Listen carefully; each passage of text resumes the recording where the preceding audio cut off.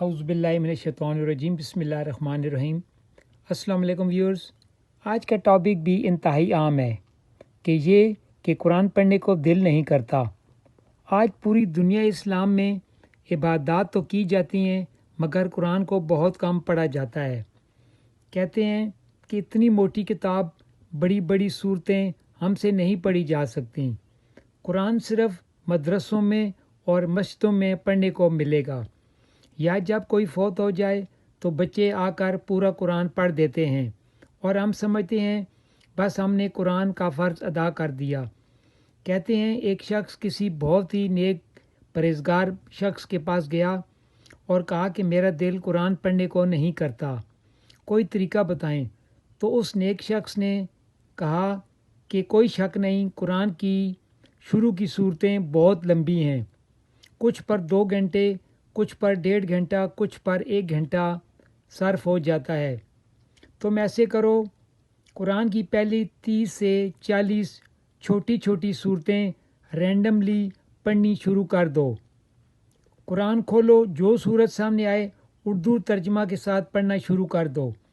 چنانچہ اس نے عمل کرنا شروع کر دیا۔ اس پر اللہ کی عنایت ہونے لگی کیونکہ وہ اللہ کے کاموں میں لگ گیا تھا۔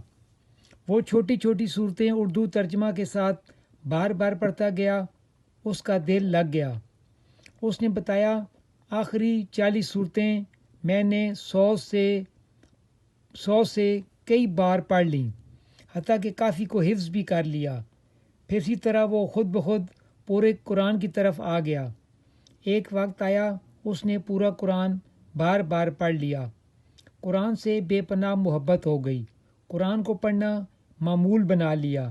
1 گھنٹہ میں کئی صورتیں پڑھ لیتا۔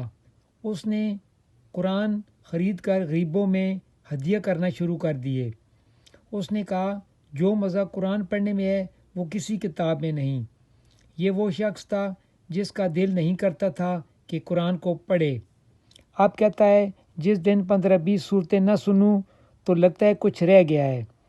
اس نے کہا قرآن تو حفظ نہیں کر سکتا مگر اب مرتے دم تک قرآن روزانہ کی بنیاد پر سنتا پڑھتا رہوں گا، کیونکہ اللہ کا بھی یہی حکم ہے کہ جتنا ہو سکے آسانی سے اتنا قرآن پڑھ لیا کرو۔